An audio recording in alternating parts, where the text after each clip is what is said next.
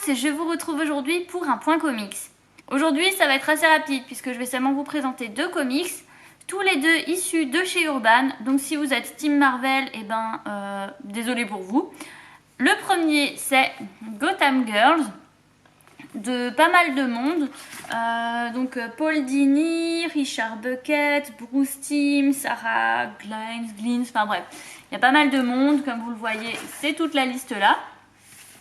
C'est en fait un comics que j'avais acheté le jour du Batman Day parce que je voulais absolument m'acheter un truc avec Batman vu toute la débâcle qu'il y a eu autour du Batman Day de mon côté. N'ayant pas trouvé de Batman, je me suis rabattue sur Batgirl. Non, c'est aussi parce qu'on voit Batman dans... on aperçoit Batman dans ce comics. Oui, sinon je l'aurais pas pris.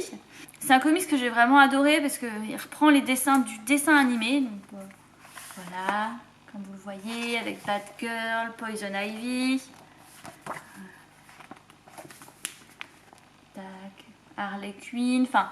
C'était vraiment super sympa. Pour la première histoire qui s'appelle Ça sent le sapin, voilà, nous allons suivre en fait Batgirl, donc ses aventures, apprendre à faire sa connaissance. C'est un comics que j'ai trouvé vraiment sympa, surtout la chute. Il faut dire qu'on ne s'y attend pas trop. La deuxième histoire, qui prend une bonne partie de ce recueil, comme vous pouvez le voir, était également super sympa.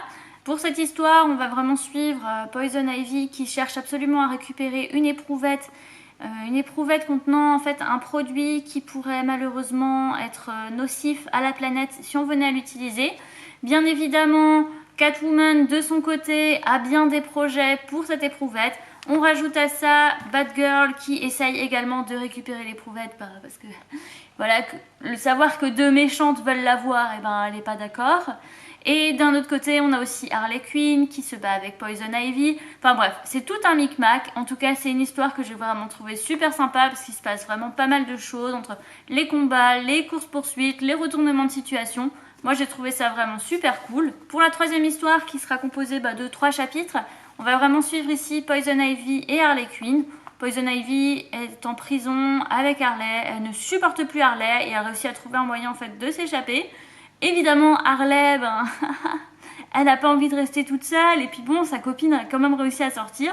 Du coup, elle sort aussi. Le problème, c'est que Poison Ivy lui en veut encore pour un événement qui s'est passé, qui a mal tourné justement à cause d'Harley.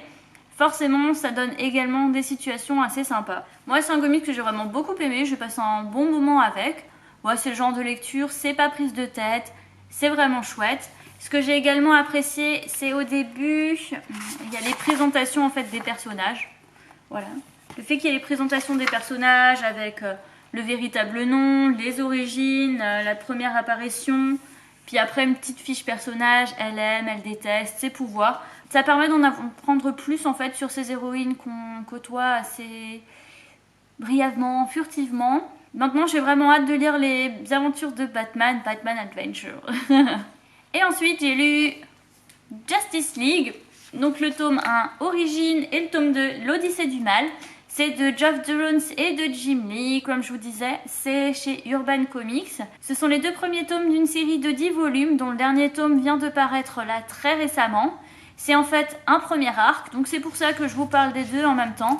Ça raconte vraiment les origines de la Justice League. Comme je vous disais, il y a Jim Lee au dessin, et forcément ça donne des trucs hyper sympas. Je sais pas si vous voyez correctement, enfin, moi j'adore. Voilà. Vraiment, c'est vraiment trop beau. Les deux tomes sont vraiment super chouettes. Dans ce premier tome, on va donc découvrir les origines de la Justice League. On commence l'histoire et tout de suite on se retrouve un bon 5 ans en arrière, quand les différents protagonistes se sont rencontrés. Comment Cyborg est devenu Cyborg aussi, j'ai trouvé ça super intéressant.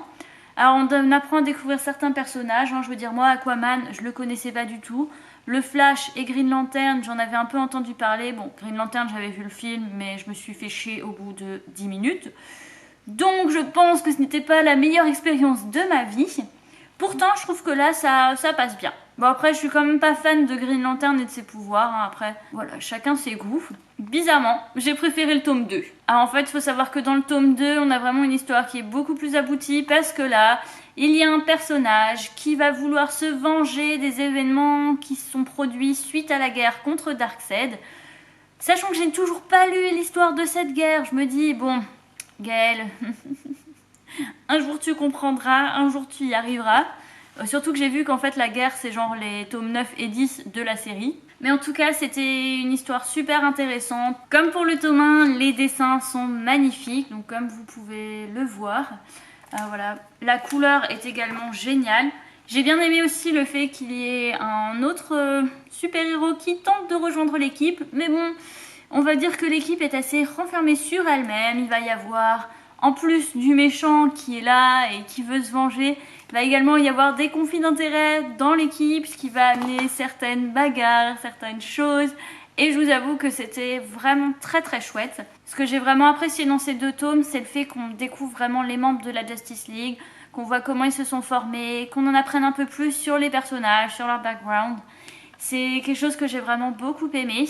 L'histoire est également très intéressante. Enfin, moi j'ai vraiment été emportée par les événements. Hein. Pour les gens qui sont un peu fleurs bleues comme moi, eh ben, y a aussi un peu des sentiments et de l'amour, donc c'est cool. C'est une série que pour l'instant j'aime vraiment beaucoup. Alors bon, je sais que maintenant les dessinateurs vont changer, que les tomes suivants ne sont plus dessinés par Jim Lee. Mais je vous avoue qu'après avoir vu sur internet les différents arcs, les différentes histoires, j'ai vraiment hâte de lire la suite. Et je veux dire, pourquoi acheter un comics avec uniquement un super-héros quand on peut en avoir plein en même temps? Enfin, je dis ça, mais bizarrement, les Avengers, ça me tente pas du tout. Je sais pas, je pense que de base, je suis plus une fille DC que Marvel. Bon, il y a des choses que j'aime bien chez Marvel, je veux dire, il y a des choses que j'aime bien chez les deux. Mais je pense que je suis plus DC que Marvel quand même. Que dire de plus à part que c'est une chouette série et que j'ai hâte de pouvoir acquérir la suite.